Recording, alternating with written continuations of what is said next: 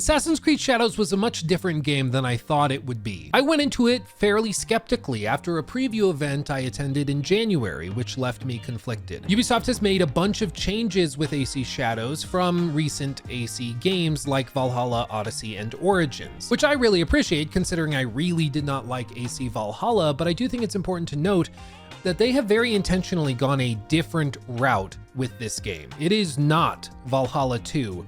Thank God. That being said, at the preview event, it became clear to me that they had made a lot of cuts from those previous AC games, some of which seemed like good things that they were cutting. Things like torches, the ability to hunt, or even something as simple as the ability to toggle from day to night or night to day. All of that was removed. Add on top of that, the concern with recent inconsistencies in Ubisoft's releases when it comes to quality and polish, and I really wasn't sure what I was in for with AC Shadows. But what we ended up getting was a game that's very, very polished, is beautifully presented with a truly next-generation recreation of Japan, all wrapped up in an Assassin's Creed game that feels markedly different from its predecessors, in many good ways, and in a couple ways that I would change, to just put it simply. Also, real quick, I just want to let you all know that I'm doing a newsletter now. I basically round up all of my thoughts on the gaming industry, all of the latest gaming news, all of that stuff into an email I send out to fans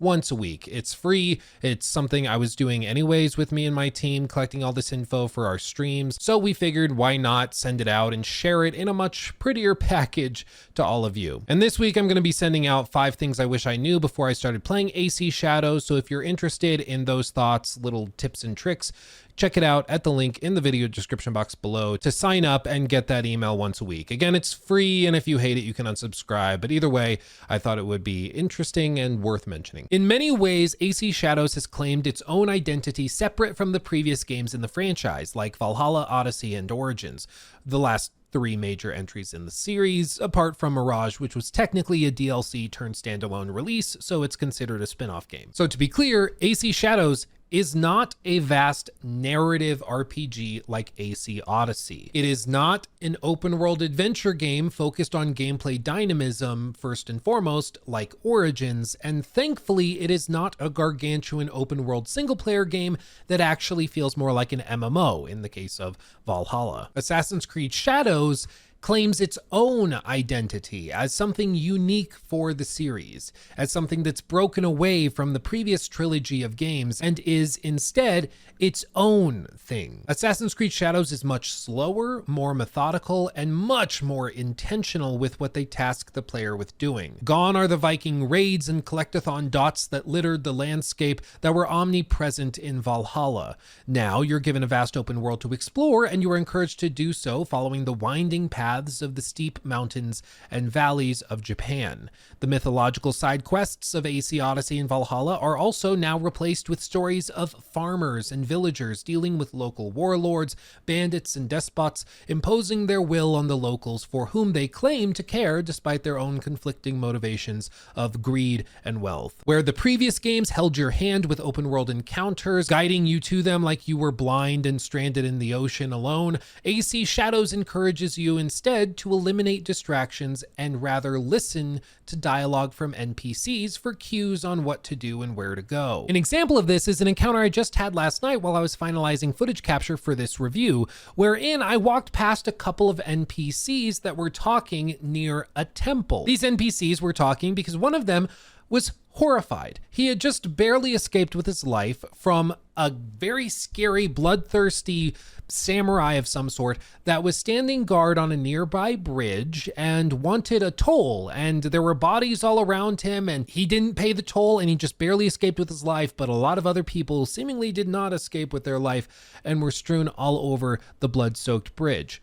And it was just a piece of dialogue that NPCs were engaging and exchanging with. It was something I could have ignored and just continued on my way with and just hand waved it away. But I decided to do some exploration, to look around. And so I did just that. And as Naoe, I went down some winding paths and I looked around for a little bit, trying to find if there was some truth in this story that they had just shared with each other. And before long, I came down to the bottom of a little cliffside, and sure enough, there was a red bridge with a single samurai standing guard with bodies strewn about, blood-soaked planks across it, pools of blood at the base of it. And it turns out that this is an optional boss fight that's tied to a side quest I hadn't realized was even there, but because I listened to the NPCs as they were talking in this random spot on the map, I was able to find this boss fight and kickstart an optional encounter. And this is something that some people absolutely love. I, for one, eat this kind of thing up. I love the idea that just listening to NPCs talk could lead you to cool secrets and encounters. While I do want to acknowledge that I'm sure for other people that really liked the AC Valhalla style of communicating to players where you needed to go, I would say over communicating and guiding players there aggressively, I'm sure those players will not like this as much, but as somebody that likes to have the freedom to discover these things for myself and doesn't like my hand being held, I absolutely eat this up. But that encounter is representative of the overall design shift that's happened with AC Shadows. They seem to have shed the obligation to tell the player every little thing possible that was so frustrating for so many of us in Valhalla. And instead, with Shadows, are approaching the game's design in a much more trusting way. Even something as simple as where to go to complete a quest is not just handed to you. Instead, the game gives you a few bullet points of where a target or location is expected to be, in which province, if it's near a house with a red door, or if it's on a street with red lanterns hanging nearby. Then you can either go and by yourself, looking with your own two eyes, try and find where that point of interest is, or you can use scouts to go and do that looking for you. Scouts being an asset that are limited in the game, especially early on, that you can refill at assassins' hideouts or that you can recruit more of by upgrading your settlement. There's no more eagle to fly over the map to spot where enemies are standing or where points of interest are. Instead, now you have to do this yourself. Imagine that, playing an open world game where you have to go find things to do yourself instead of just having an ocean of breadcrumbs and question marks scattered everywhere for you to just go and manually check off one by one. And there are many, many little secrets tucked into nooks and crannies, whether they're little boss fights like the one I just mentioned, or even parkour challenges for Naoe to complete in the far-flung corners of each province. The point is, Assassin's Creed Shadows is a very different game than the last three major entries in the Assassin's Creed franchise. And it's a new direction that I very much like, and I think it's a great direction for the series to be heading. But if you liked the old way of doing things like in 2020's AC Valhalla, it might be more frustrating than comfortable and familiar. I also want to point out that this direction wasn't clear to me until I had played the game for about a dozen hours or so. Prior to that, I was really conflicted with AC Shadows. It was so different in layout from Valhalla, Odyssey, and Origins, and certainly the other games that came before, that I had to effectively reteach myself how to play an Assassin's Creed game, because you don't go through the motions in AC Shadows anywhere near how you go through the moment-to-moment gameplay in Odyssey or Valhalla. It's much more open-ended and it's much more player-driven and focused. But once you get the hang of it and are acclimated to this new pace, it actually feels pretty good. They've also shifted how they actually lay out the individual tasks for players to complete. Where the previous games gave you a traditional quest journal for you to track activities, both side and primary, now you have a quest board, which will be very familiar if you played AC Mirage. This also takes some getting used to, but once you become acclimated with it, you'll learn to appreciate how things are grouped up by district, by province, and by connection. All of the quests associated with the Brotherhood are tied in their own little area of the board. Other quests specific to Yasuke are grouped over here. The main primary objectives are right in the center, and each little zone that has its own side quests are also grouped separately. It takes a little while to get used to, but once you figure out what's going on, it actually is pretty intuitive. Paired with this new direction, AC Shadows also tries to be much more focused as a game than the last few Ubisoft titles that you've probably seen. They don't have an in-game mini-game like Gwent or Orlog from Valhalla. They don't have river raids. They don't have faction battles like Odyssey. Hell, they don't even have the ability for you to ignite arrows like you could in AC Origins from back in 2017. They've stripped all of that out and replaced it with a much leaner, more focused package of gameplay that they tried to make much more use of. Instead of trying to do everything to a decent degree, they're trying to do a shorter list of things to a much deeper and more engaging degree. And in a lot of ways, I think they're successful in that approach, but there are some shortcomings we're going to discuss here in a minute when it comes to things like combat and stealth, where they have some interesting ideas and they're doing some cool stuff, but I still think that at times they were over aggressive with the cuts. Now, they've made all of these cuts, it seems, in an attempt to deliver a much more focused experience to players, which, while initially disappointing for me, I learned to respect since it meant that there was far less busy work in Shadows than I'm accustomed to from Ubisoft games. And this is echoed, of course, in the open world design as well, with them shedding the collectathon design philosophy and instead focusing on much more Ghost of Tsushima style layouts, with similarly structured activities sprinkled throughout the world, such as temples, castles, fortresses, and even parkour challenges that require the player's attention. All of this can certainly get repetitive, no doubt. It's one of my chief complaints about AC Shadows. I'm okay with repetitive open world activities in a game, that's perfectly fine, so long as they are enjoyable and scratch even the smallest of itches in my brain that I didn't even know I had. And I think AC Shadows does a good job of this in the early game, but after a few dozen hours, you will no doubt be rolling your eyes when you come across yet another temple that requires you to pray at altars or collect scrolls that somehow ended up on the roof of the building. This is a video game. At the end of the day, there are going to be repetitive tasks all over the place because that's just what video games are. Even if you boil it down to its simplest parts where it's like, oh, you engage in combat all the time. That's repetitive. Yeah, it's a video game. You're going to do repetitive things. The key is that it has to be fun and engaging.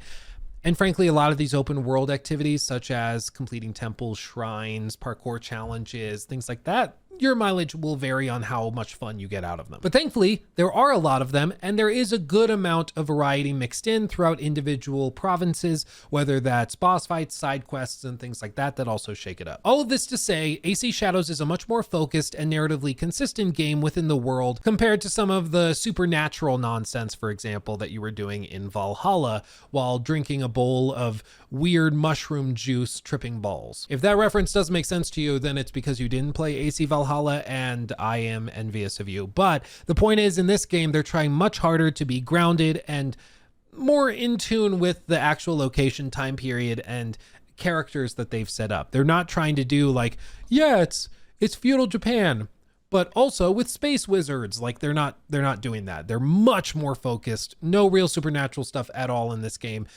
It's just what it appears to be narratively. And that's going to be a common thread as we continue discussing AC Shadows. And it's that I am really glad that AC Shadows is, in many ways, the anti-Valhalla. It's like Ubisoft Quebec played Valhalla, which was made, of course, by the Montreal team, and like me and many of you watching, I'm sure, they rolled their eyes at some of the choices that were made. At times, I think they maybe swing too far to the opposite side with the pendulum, where they cut too much and tried to focus too tightly on a few key things, but I do appreciate that this is much more focused and much less broad, let's say. And that's because there are, of course, times when you're trying to trim the fat where you accidentally remove some of the meat.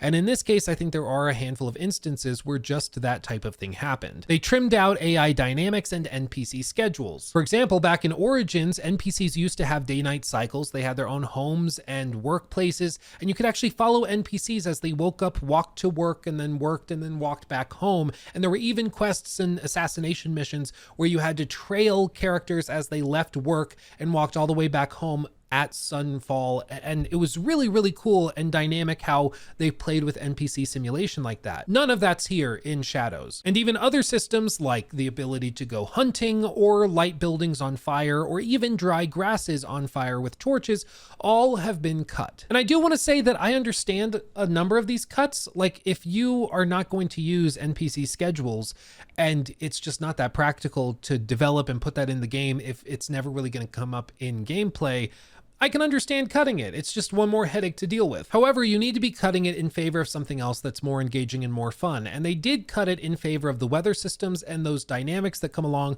with the seasons that change, such as adding snow or the ability to have rainstorms that can affect NPC hearing and visibility and things like that.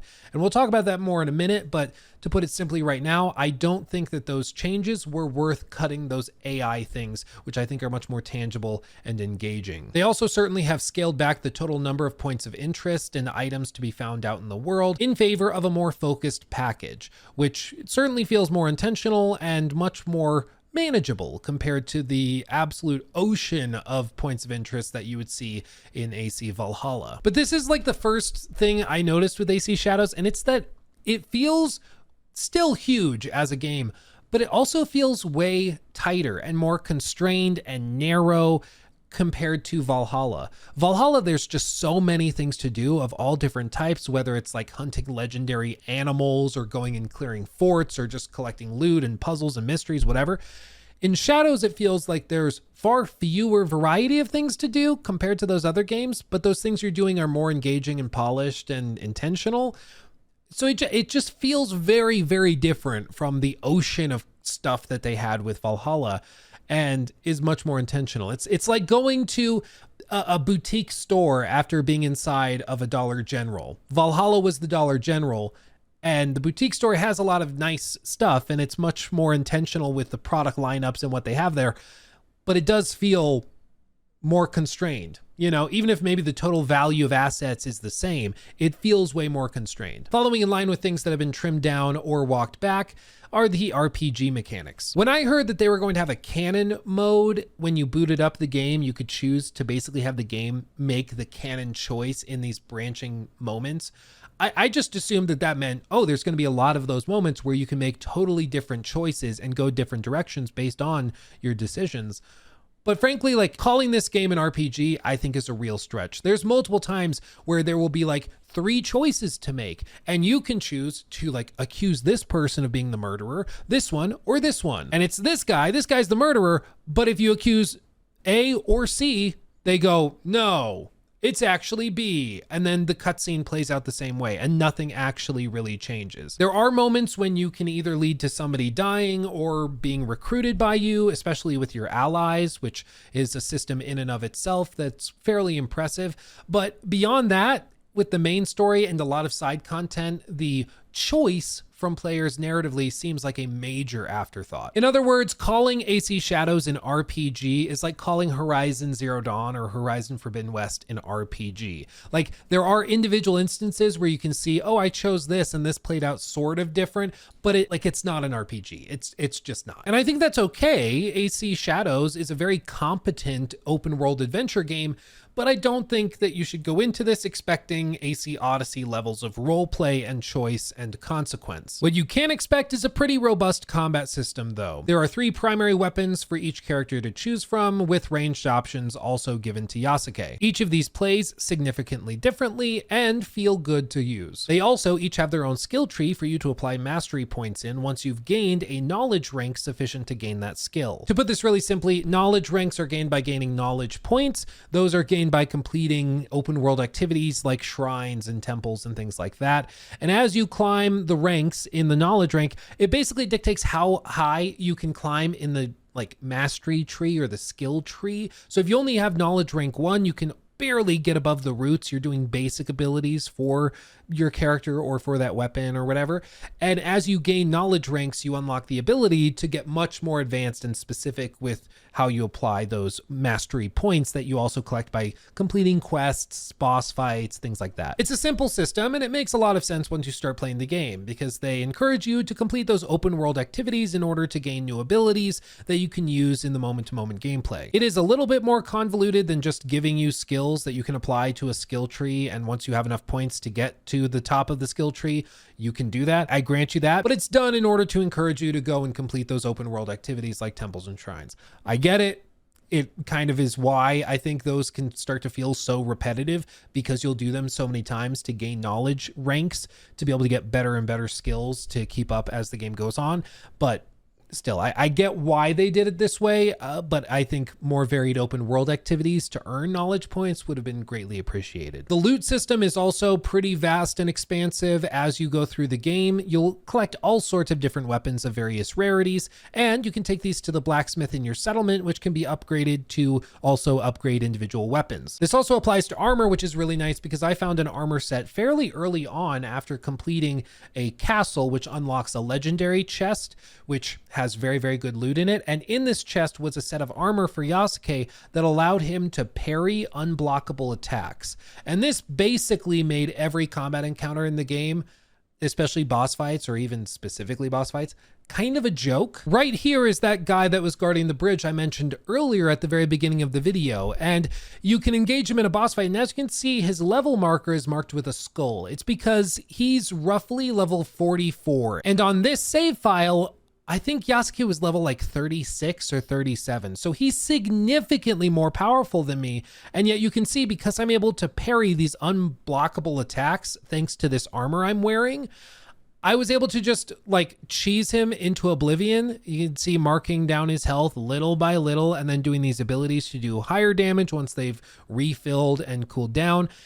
And so the nice thing is that you can get armor and weapons that can basically break the combat system, which I like. I've pointed many times to South Park, The Stick of Truth of all games, as an example of a game which allows you to totally break its combat to the point where you can 1 or 2 shot final bosses if you create a bleed build in a very particular way. And I love that kind of thing. I like breaking combat systems, but I think in the case of AC Shadows, it does at times feel like a little too breakable with certain abilities like this, because as you could see with that guy, like you block his unblockable attack and he just resets and tries it again, resets, tries it again. So as long as you're decent with parrying, it's really not that big of a deal. I should also clarify that this footage was captured on the expert combat difficulty, and we'll talk about combat difficulty in a second, but that's on the hardest difficulty they provide. And that's how cheesable the combat was with a half decent loadout. But that is one of the nice things about being able to upgrade your equipment and armor, is that if you find a piece of armor that really works with your playstyle and how you like to engage with the game, you can level it up and upgrade it as you go through. And so you never have to like leave behind a good piece of gear that had cool stats or cool abilities because it's just too low of a level now. You can upgrade it and bring it with you, which is nice. So as you go through the game, you're going to be adding abilities and equipment in order to level yourself up and get access to new abilities that fit with your preferred playstyle. But speaking of playstyle, this is, I think, a good enough spot to start talking about Naoe versus Yasuke. Somehow we've not mentioned it so far in this video, so I think this is as good a time as any. There are 2 protagonists in AC Shadows, as everybody knows, Naoe and Yasuke. What was surprising to me is that it took me over a dozen hours before I saw Yasuke past the tutorial section, to the point where I actually unlocked him to be able to freely play as him. And across my entire run through, based on the footage I've recorded, just perusing it, trying to guesstimate how many hours I played with him versus Naoe, I think a solid like 85 to 95% of my playtime was spent with Naoe, and the rest was with Yasuke. And most of that was due to quests where I specifically had to use him. Certain quests are exclusive to given characters. And this isn't because I have some like cringy hate boner for Yasuke. It's just simply because Yasuke is not an assassin, and this is an Assassin's Creed game. And as a result, he's not able to do parkour. He's not able to stealth like Naoe is. He's not able to climb up certain types of buildings you need for viewpoints to synchronize parts of the map and get fast travel locations. He's not even able to use like eagle vision or anything like that. And as a result, I don't know why anybody would play with him while exploring the world and like actually going through the motions of exploring this world. I don't know why you would choose to play with him in those moments, because really the only thing he is quote unquote good for is engaging in like difficult boss fights like that. And in that pursuit, he's very, very good and certainly worth swapping to. But when you're just out going through the motions of gameplay, doing side quests, exploring, climbing up the mountain or whatever, there literally is no reason to play with Yasuke versus Naoe, because he doesn't have anything she can't do except for running into walls and breaking doors down. This is gonna be a moment of confession. Okay, don't tease me too hard. You see, Yasuke is able to break doors down, and how you do that is he sprints at certain doors that are breakable and then just knocks them down. You've seen this in some of the gameplay trailers and reveals that they've done. It's basically his alternative to get through castles when you're clearing them with the mini bosses that are in there, since he can't parkour through like the castle and around guards and patrols. He just runs straight through them, literally. The problem is not every door is breakable, even if it looks like it probably is breakable. And so what happens is that you will be playing as Yasuke and you will sprint at a door, and if it's not breakable, it just won't break. But you might think, oh, I got the angle wrong, or oh, I must have accidentally pressed the left stick down when I got close to the door. That's why it didn't break. So you back up and you run back at the door again, and it still doesn't break. And you're like, okay, maybe I just did that wrong. And you try it one more time. And after 3 attempts at running face first into what is effectively a brick wall, you will feel so stupid because you've literally been running at a wall for a minute, 90 seconds, however long it takes you to reset and run back and then get a sprint on at it. It makes you feel so stupid. So much so, it's borderline humiliating, even though you're the only one doing it. And then like there's other NPCs that are like, are you okay? What is he doing? It's so stupid and weird. But other than that, running at walls and occasionally stumbling into a door to break down, there really is no reason to play as Yasuke except for melee combat encounters. And I just really think it's surprising that Yasuke, despite being portrayed and presented as like a 50-50 co-star in this game, I think for most people is going to be used a 10th as much. Like, and it's not because anybody like has again, a hate boner for Yasuke and wants to just ignore him and pretend like he's not here. It's just that there literally is no reason to use him in terms of gameplay except in boss fights, and that's about it. And quests that I guess require him because you can't use Naoe. Other than that, I think everybody's only going to be using Naoe, which is good because her movement's crazy cool. She has amazing parkour abilities. The grapple hook works really well. Her stealth abilities are awesome. But again, I was left after finishing AC Shadows wondering why Yasuke's here if he isn't able to do anywhere near as much cool stuff as Naoe. And paired with this is another frustration and headache I had with this.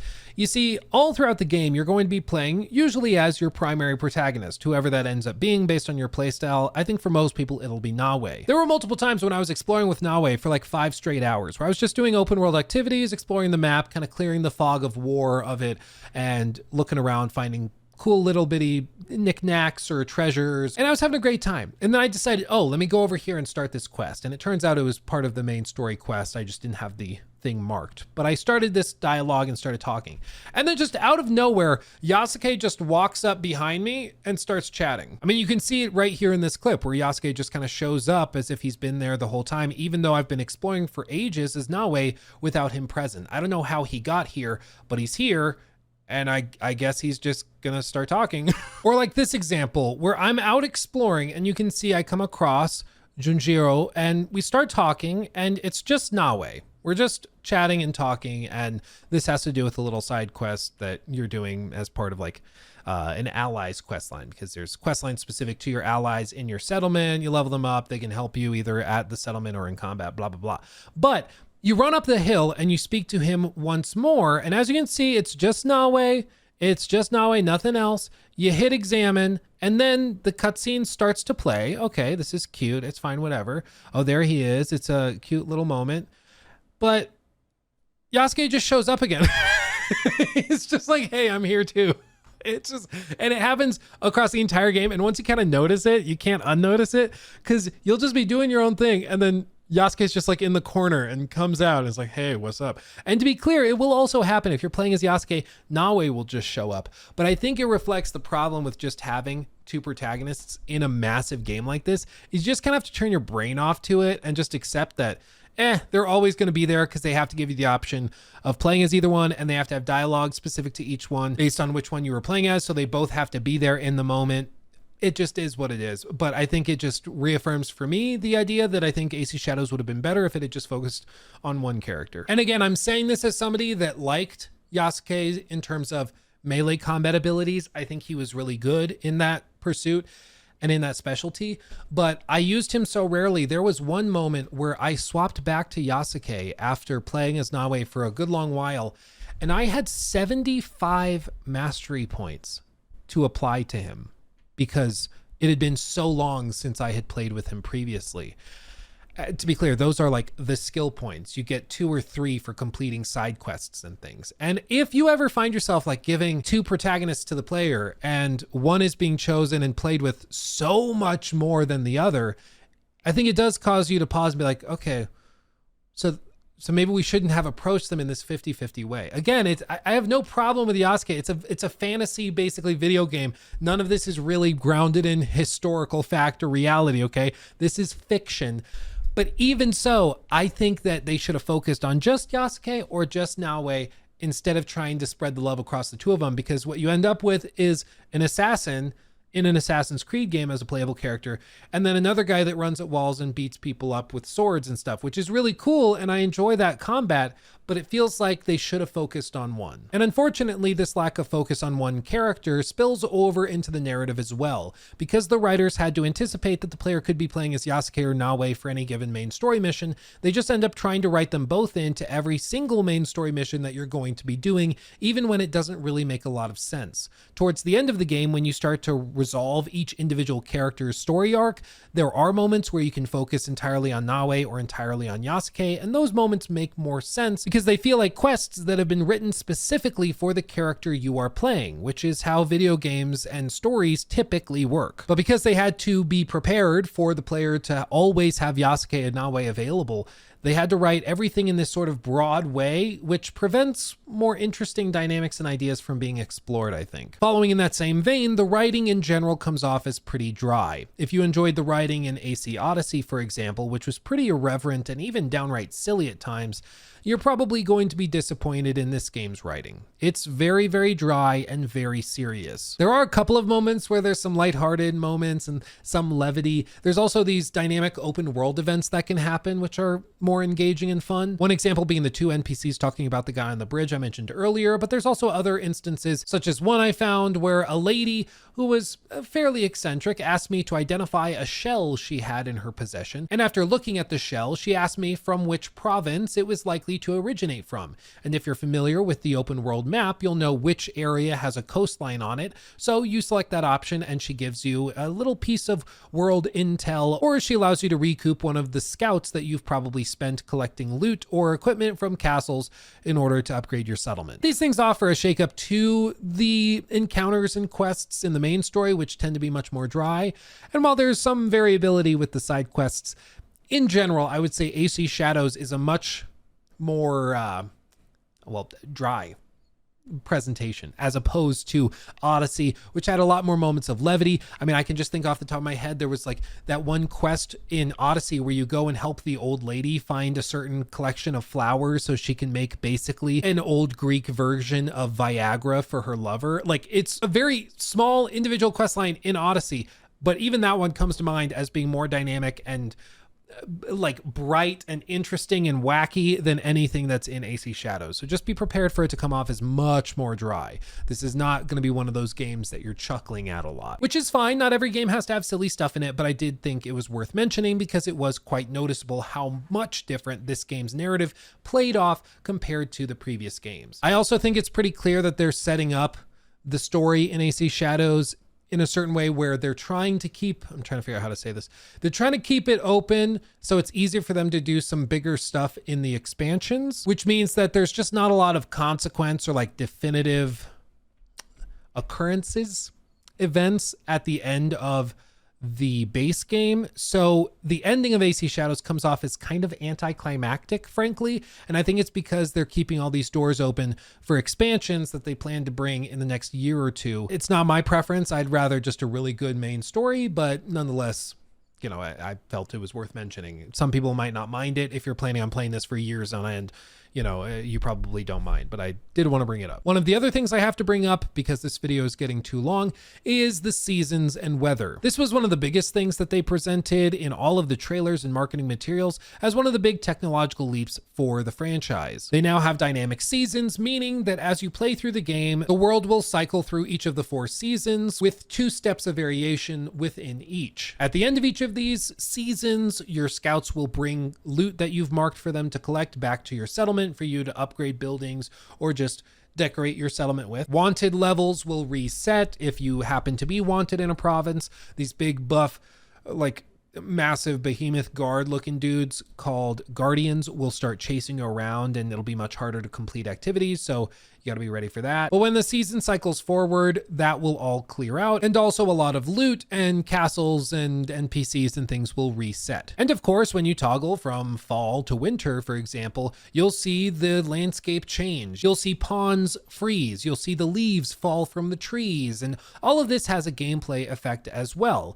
Even something as simple as a bush in a garden inside of a castle near an assassination target could be altered based on the time of year. So if you're playing through that mission in the winter, you can expect that that bush is not going to have leaves on it, so you can't actually hide inside of it in order to be obfuscated from the target. Similarly, if you're doing a stealth quest in the spring when the grass is really short, you have to lay prone in order to be hidden by it. But if you crouch in the summertime, the grass is tall enough to cover you. And there's a bunch of other cascading effects of the weather that apply to gameplay, such as icicles being on the edges of castle ramparts. And in the winter, if you throw a shuriken at them, you can drop them to alert guards, or you can run across the edge and they'll fall down, alerting people beneath. And all of that's really, really, really cool. And I appreciate all of it. But it brings me to a broader problem I have with AC Shadows, which is that I think the game is significantly too easy. One of the things the developers encouraged us to do was to experiment with the AI settings in the menus. This is because there's two different settings to choose from: combat difficulty and stealth difficulty. To put this simply, if you have the stealth difficulty on normal, NPCs don't look up. Like, their vision is limited at about 7 feet in the air. If you're walking on rooftops, even if you're 100 feet away and they could definitely see you normally, they just won't be able to see up to you because their vision is capped at that height. But if you crank the difficulty to expert, they can look up all of a sudden. They can see you climbing on the roof near them. They can hear you faster. They can identify you faster. They'll tell other guards around them to work together to come and find you and not just give up instantaneously. And this leads to a situation where, like, if you take one thing from this video, please just let it be this. If you play AC Shadows, crank both difficulties to expert. Even still, I think the game is too easy. There were plenty of times where I felt like I could have noticed some of those cool weather affecting mechanics, like the grass heights, like the water being frozen. I felt like there were times where I could have noticed that more if the game were more difficult. But because it's not more difficult, because enemies don't really hear you walking on the rooftops, I could always just hop up on the roof instead of swimming through the pond. So I never really felt the need to swim in the pond, and so I wasn't affected when it froze over, you know? I think that AC Shadows could be significantly better if they had a hardcore difficulty mode or something for stealth, where you make any slight mistake, you walk too fast on the rooftop, they can hear you. If they see you jump up there and go prone, it doesn't matter how long you lay prone, even if they can't see you, they know you're up there because you didn't leave. They need a hardcore stealth mode and difficulty, and I think the game would be significantly better. But until that day, play AC Shadows on expert difficulty if you play it. It will make such a difference. And to be clear, the reason you need to also crank the melee combat difficulty is because if you don't have a high enough incentive to avoid physical altercations, you're just going to encounter them regularly. But if you can crank that difficulty and make melee encounters far more difficult, it will make sure that you put a lot of effort into staying anonymous, staying stealthy, and not getting into those predicaments anyways. And as you saw a moment ago when I showed you that combat with Yasuke against a character that was significantly higher level than me, even then on expert difficulty, you're able to kind of overcome any combat challenge so long as you have a build that's somewhat competent and you're not like asleep at the wheel. So long as you put a little bit of effort in, you can overcome it. And it was a frustration I had with AC Valhalla as well. I thought the game was way too easy.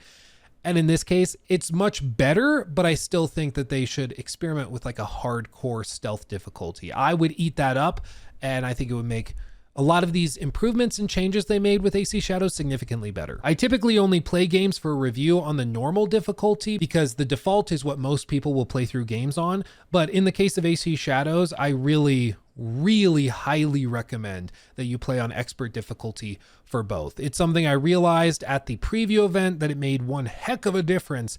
And in this case, I really think with the final version of the game, it makes it significantly better. So please crank the difficulty. Now, it's not all doom and gloom. I actually like a lot of the stealth stuff they are doing in the game, which I feel I should mention here. Naoe is able to go prone now, as is Yasuke. This means that you have all new paths available to to play through individual levels while stealthing your way towards targets. You also have a new suite of tools for you to use, whether it's bells to alert enemies or bring them towards a certain location, kunai, throwing stars, all of it is at your disposal. Yasuke doesn't have any of this, however, because again, he's not really about the stealth life, which will not come as a surprise to anybody who's familiar with his playstyle. It's also nice because you can upgrade the gear specifically for Naoe in the same mastery branches that you have for your other perks and skills, whether that's focused on shinobi or just assassin abilities. And so as the game goes on, you'll certainly become a much more capable assassin. The inability to, by default, one-hit assassinate targets has returned from previous games,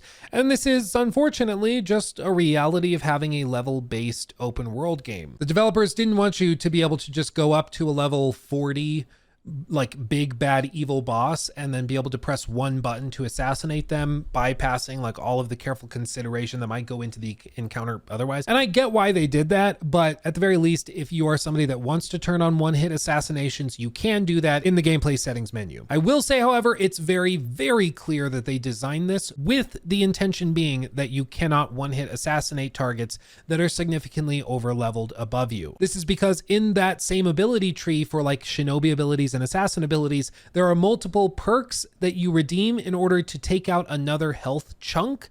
Even like knowledge rank 5 and 6 abilities are tied to taking out more health with assassinations. So it's pretty clear they want you to feel like you're training to become a more effective assassin, that when you start, you're a little weaker, you're not as good at assassinating the big heavy brutes, and you got to kind of train your way up to it. It makes sense narratively and thematically, I think, but I do want to just point out, if you do want to just turn on one-hit assassinations for Naoe, you can do that. As I said, I think the stealth difficulty could be higher. Unfortunately, I never really found myself having to really put a ton of effort into these encounters. This is no Hitman, basically, is what I'm saying. Instead, you can generally follow the same motions from encounter to encounter, castle to castle. You climb on the rooftops, maybe even going prone and crawling so they can't see you on the higher difficulties, and then you throw down a bell, you pull one person away from the group, you assassinate them, climb back up onto the roof, throw a bell again, assassinate the one that splinters off, maybe throw a shuriken to distract another guard by blowing up a pot,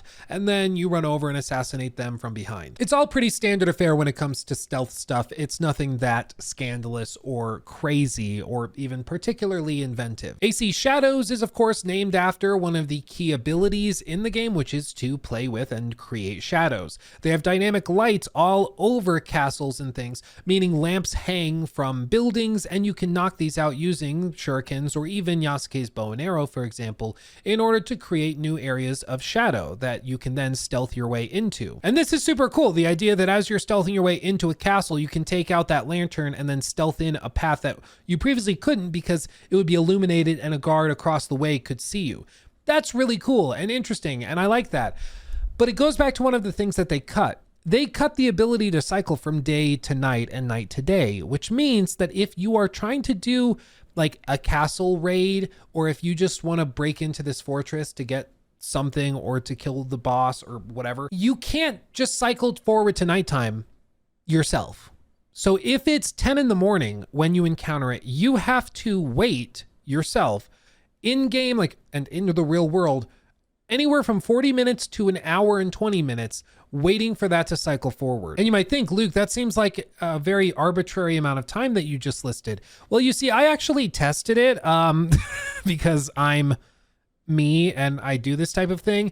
You see, I actually started the timer and I hopped up on this mast of a ship and I just started the timer and I timed from, in this case, it's about 6 a.m. in game.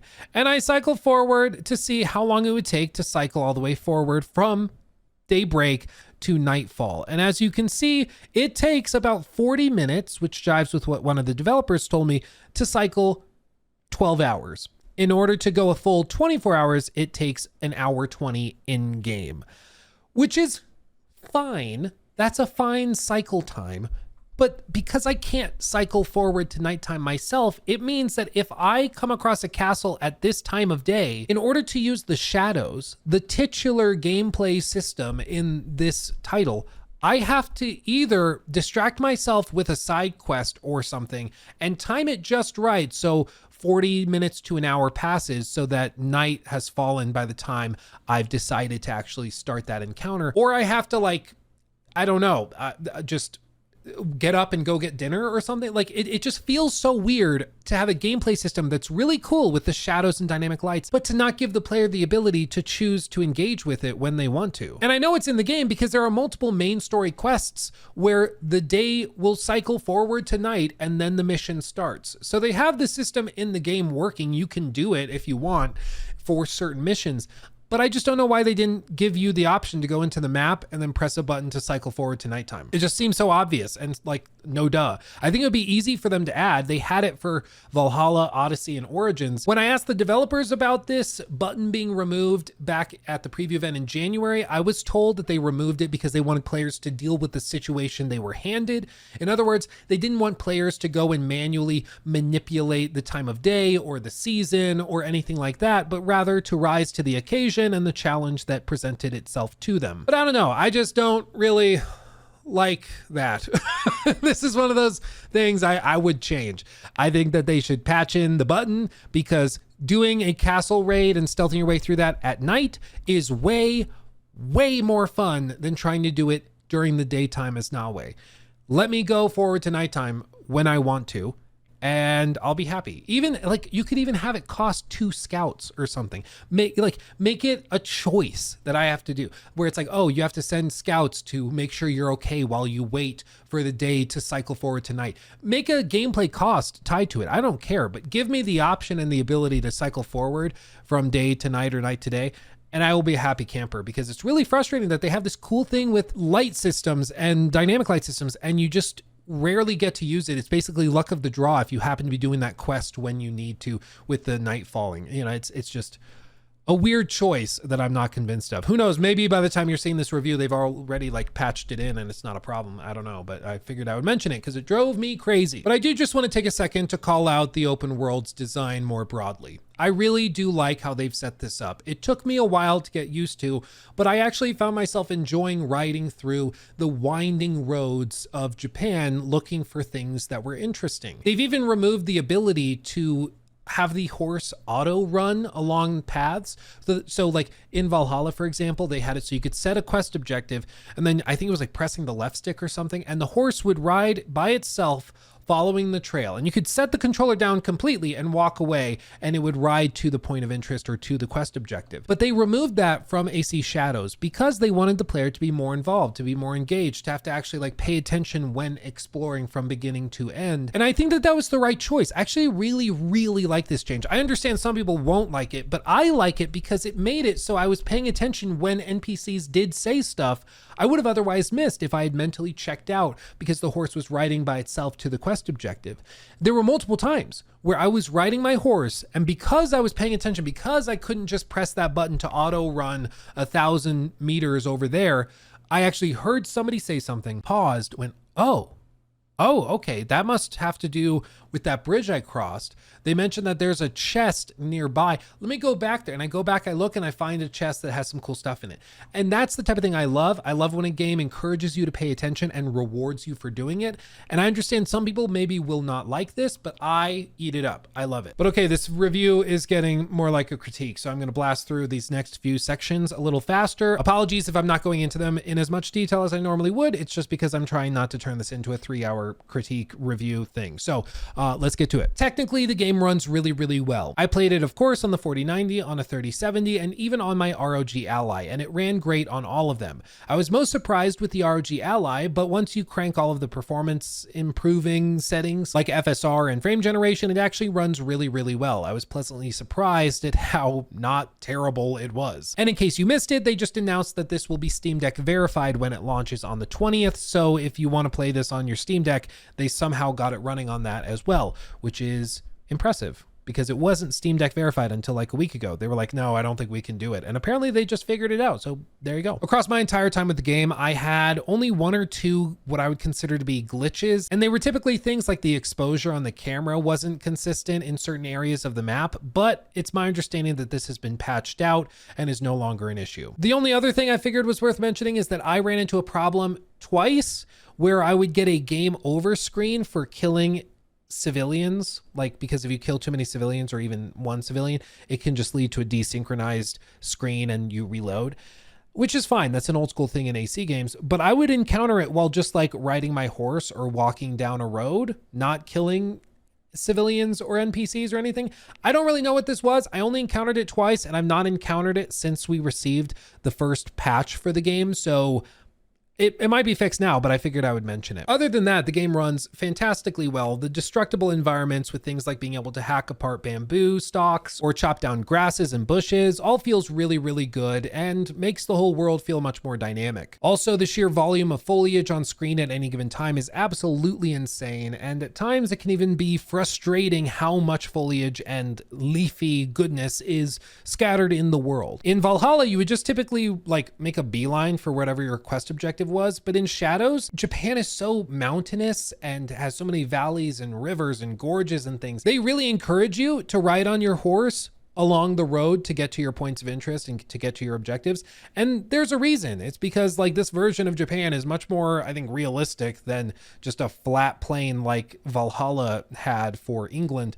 So you have to be much more intentional with how you travel. If you just try to run through like the thickets and weeds and dense underbrush and everything in Japan, it's going to be really, really tough to even see where you're going, which again, just takes a little time to learn how to deal with. But once you get the hang of it, it's fine. It's something that is sort of a good problem to have. So much foliage that you can't cheese the game while navigating the world. It's just a little funny. I should also mention that the settlement is here once again, and it is laid out in more of an Animal Crossing way where it's based on a grid and you can build individual little paths or decorate it in all sorts of different ways. You collect these decorations either from shopkeepers throughout the world, which is pretty much the only reason you would go to a shopkeeper since all of their other loot is kind of garbage, and you can decorate it to your heart's content. I personally have never been that into these settlement modes within games like Fallout or AC Valhalla or anything. It's just not my cup of tea, but I know some people absolutely eat this stuff up. And all I can say is that it's way more robust than anything that was in Valhalla before. So there you go. And lastly, I'll touch on things like the in-game store and the Animus Hub. The in-game store is there. We were able to see it, but of course the game's not out yet. We weren't able to buy anything. So everything you've seen in this video has been stuff earned through gameplay. It's not like I bought like late game armor or something to make it easier. We couldn't engage with the store at all. It looks pretty much identical to AC Valhalla. Frankly, it doesn't look like there's anything that different. There's like cosmetic mounts, there's armor sets, there's weapons and things. It's Valhalla's store all over again. I don't like it. I don't engage with these. I don't like selling gameplay stuff in single player games, but I understand that this game probably cost like $400 to $500 million to make, and they want to find ways to recoup that investment. So more power to them. It doesn't affect my opinion of the game since obviously I didn't engage with it, but I figured I would mention it. It's basically just Valhalla's store again. And other than that, I should mention the Animus Hub. This is something that's been speculated about and talked about for years at this point, and I'm happy to report that it's far less exciting than it seemed like it was going to be in all of those leaks. This is that thing where people called it like AC Infinity, and the idea, at least it seems at one point, was that they were going to have things like mini battle passes and all sorts of new ways of monetizing the game for people. Turns out like none of that is actually here. Whether it was at one point and was cut or it never was there, who knows? But as of right now, it literally is just a platform for you to complete dynamic quests in the game that pop up. Like these are typically like, okay, go and collect 10 of these little light pillars and then come back here. You unlock this item or these 400 keys that you can spend in the exchange in the Animus Hub for cosmetics or gear and things for free. Like there really is not much here. It just seems like a dynamic way of creating endless quests that kind of follow in the theme of the Animus glitching out.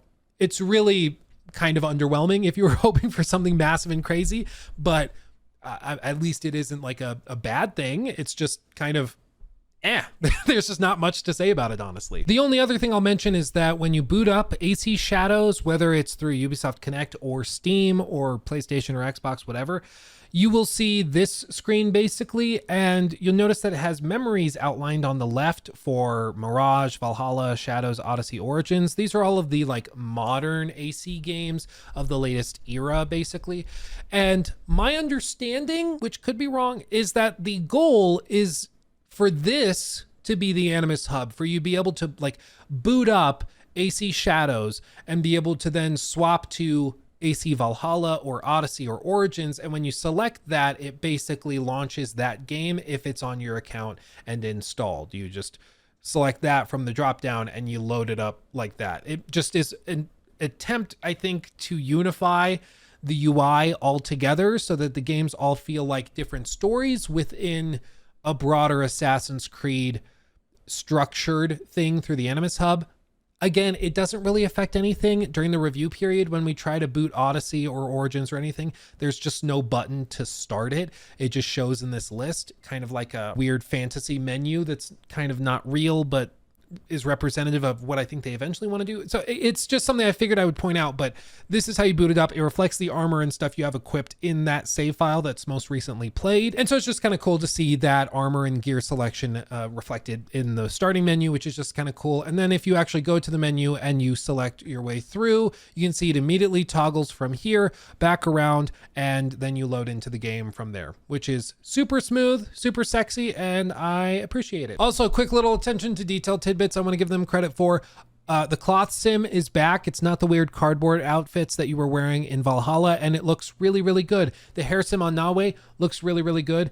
And I just want to say, I will root for this every day, 1,000 times over, like having slightly better ray traced reflections. Give me this dynamics cloth sim. This is what I love. And I'm okay if we tone down the ray tracing. Just give me this instead. I love cloth sim.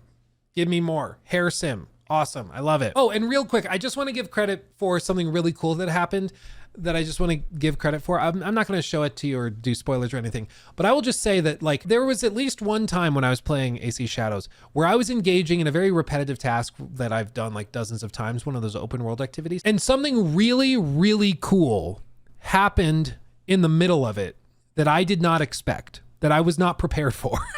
And it interrupted what I was doing, but it was super cool. It was like jarring because I was like, wait, what the hell was that? That's awesome. So I would just love to show it to you, but I can't, otherwise it will spoil it and then it won't be as cool for you if and when you see it. But I do just want to say there's some cool moments where they'll take what you think, or you think you're safe and you think that you can just like kind of mentally check out and chill, and then they surprise you and it's boom, something crazy happens. Again, I want to be specific, but I can't. Okay, so I'll just say that. There's a number of things like that in AC Shadows where you think you know what's going on, or you think that nothing's going on in this area or this spot, and then something crazy happens. And it encourages you to look in all those nooks and crannies and find those secrets, because even though there's not a point of interest, even though there's not something specifically marked on your map in this area, there could be something crazy in that area. I'm just saying, okay? So even if you're just one of those people that looks at the map and you're like, it's not worth going over there. There's no POI. This ain't Valhalla, my friends. There might be something there. That's all I'm going to say. And then my last rapid fire point is to mention that the main story took me about 40 hours to get through. And after I finished it, I continued playing afterwards, and I'm still playing even now. I'm finding new things to do, new gear, new loot, many, many more side quests to engage with, and I'm having a good time. So all of that brings us to the conclusion of the video. And with these types of reviews, it's always tricky because it takes 5 minutes to describe all the stuff I really like, the very ambitious open world, the fact that they've changed how you actually engage with the open world to discover cool things to do. And then it takes 20 minutes to describe the things I don't like or why I don't like certain things. Because it's easy to just say, I like this. It's harder to say, I don't like this, because I want to explain why I don't like it, which is why inevitably in a review, you end up with a lot more negativity than positivity, even in a generally positive review. But I just want to be clear that even though I have lots of problems with Shadows, and I would do things differently if I could do it myself and if I were like the game director, I do think that Shadows is a step in the right direction. I think Valhalla really worried me and a lot of other people that they had just totally given up on some of the core foundational aspects of AC, this like slower, stealth-focused encounter design, and it was really, really worrisome for the future of the franchise. But seeing this, I actually had a pretty good time. Like, Shadows is not a masterpiece by any stretch of the imagination, but I think it's a good game, and I think they're doing some interesting things, and I think a lot of people will really like it. It's not the most amazing like Assassin's Creed game, because it's just, I mean, it's the Quebec team. They've never been like the main AC series team. They've always kind of made these games that feel slightly out of like just out of left field, just a little different, a little wacky, but it's still fun. It's a very competent game. It's very, very enjoyable, I think, when you play it for what it is. And what it is a pretty epic, beautifully realized romp through feudal Japan, and it has just enough combat and stealth mechanics to keep it engaging and interesting, even if some of the dialogue and writing comes off a little dry. And even if I think that the game probably would have been a little better if they had focused on just one protagonist, I still had a good time playing it. And whether or not it's for you, I think hopefully this review gave you a good idea of what it has to offer and what some of the shortcomings are and what some of the strengths are, so that you can sink your teeth into it should you see fit. But that's going to do it for me. Thank you for watching. I greatly appreciate you guys, and I'm sorry this video review turned into a massive monstrosity, but if you've watched my videos before, this will come as absolutely no surprise. I struggle with brevity, just as I am in this outro. So thank you for watching. I love you all desperately, and I'll see you in the next video. Hugs and kisses. Bye-bye.